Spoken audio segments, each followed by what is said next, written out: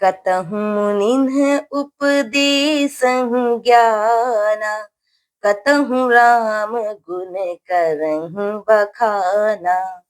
यद्यपि अकाम तदपि भगवाना, भगत बिरह दुख दुखित सुजाना।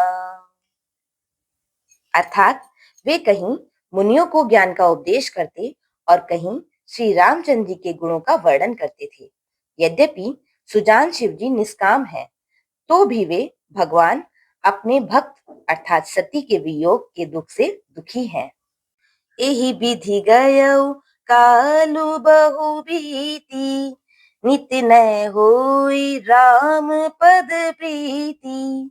नेमु प्रेम शंकर कर देखा, अबिचल हृदय भगति कै रेखा।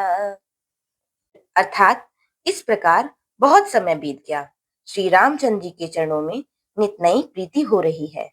शिव जी के कठोर नियम, अनन्य प्रेम और उनके हृदय में भक्ति की अटल टेक को जब श्री रामचंद्र जी ने देखा, प्रगटे राम कृतज्ञ कृपाला, रूपशील निधि तेज विशाला।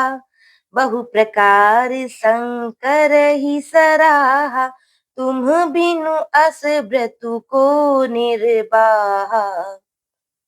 अर्थात तब कृतज्ञ अर्थात उपकार मानने वाले, कृपालु, रूप और शील के भंडार, महान तेजपुंज भगवान श्री रामचंद्र जी प्रकट हुए। उन्होंने बहुत तरह से शिव जी की सराहना की और कहा कि आपके बिना ऐसा कठिन व्रत कौन निभा सकता है। बहु विधि राम शिव ही समुझावा, पार्वती कर जन्म सुनावा।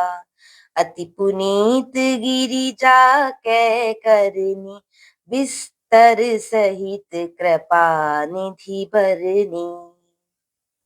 अर्थात श्री रामचंद्र जी ने बहुत प्रकार से शिव जी को समझाया और पार्वती जी का जन्म सुनाया।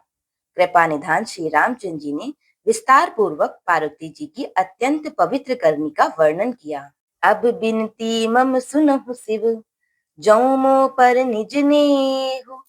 जाई विवाह शैल जही, यह मोहि मांगे देहु, यह मोहि मांगे देहु। अर्थात फिर उन्होंने शिव जी से कहा, हे शिव जी, यदि मुझ पर आपका स्नेह है तो अब आप मेरी विनती सुनिए। मुझे यह मांगे दीजिए कि आप जाकर पार्वती के साथ विवाह कर लें।